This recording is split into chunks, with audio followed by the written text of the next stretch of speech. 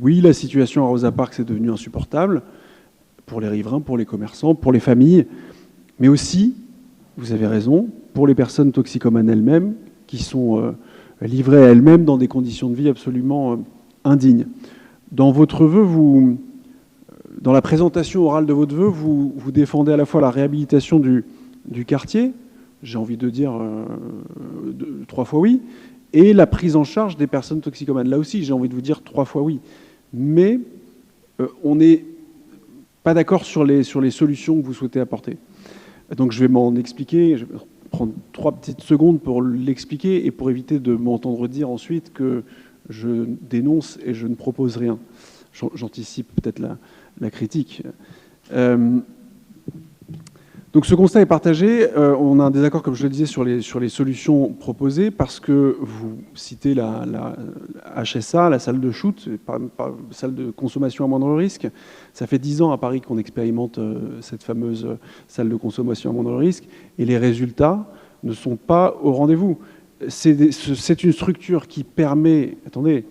Attendez, laissez-moi, on vous écoute depuis le début de ce conseil dans un respect et religieusement, donc faites-en de même quand même quand on prend la parole.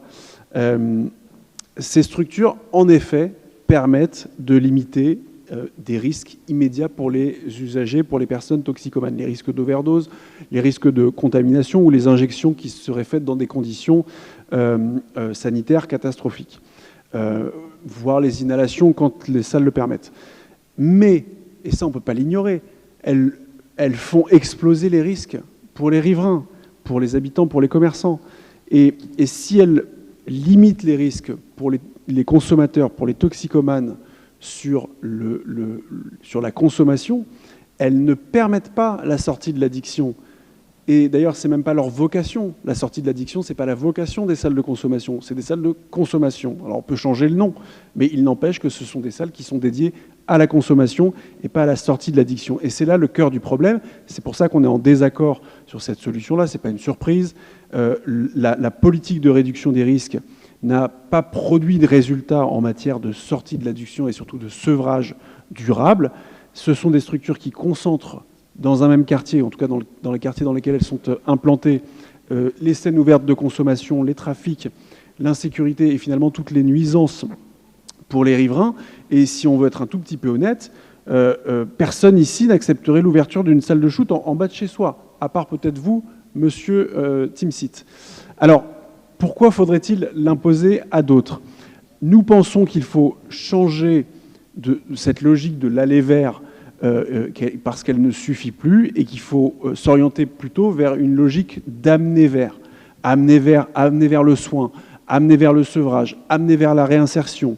Parce que la seule issue raisonnable et durable à l'addiction, ce n'est pas l'accompagnement à la consommation, pardon, c'est la sortie de l'addiction. Ce n'est pas non plus le tout répressif.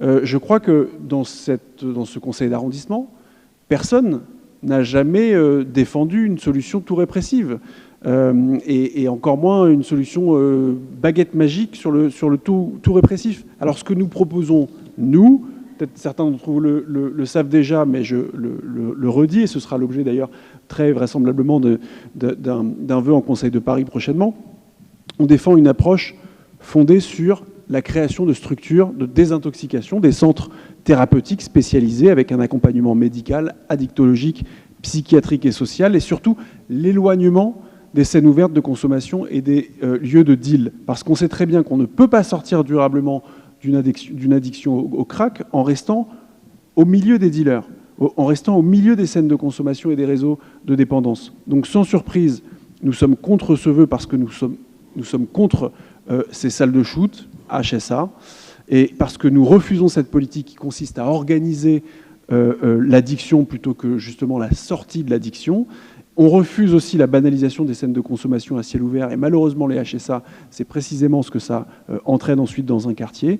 Nous considérons qu'une politique digne, elle doit protéger tout le monde, elle doit protéger les personnes toxicomanes, bien évidemment, via le soin, et protéger les riverains, et donc nous voterons contre ce vœu.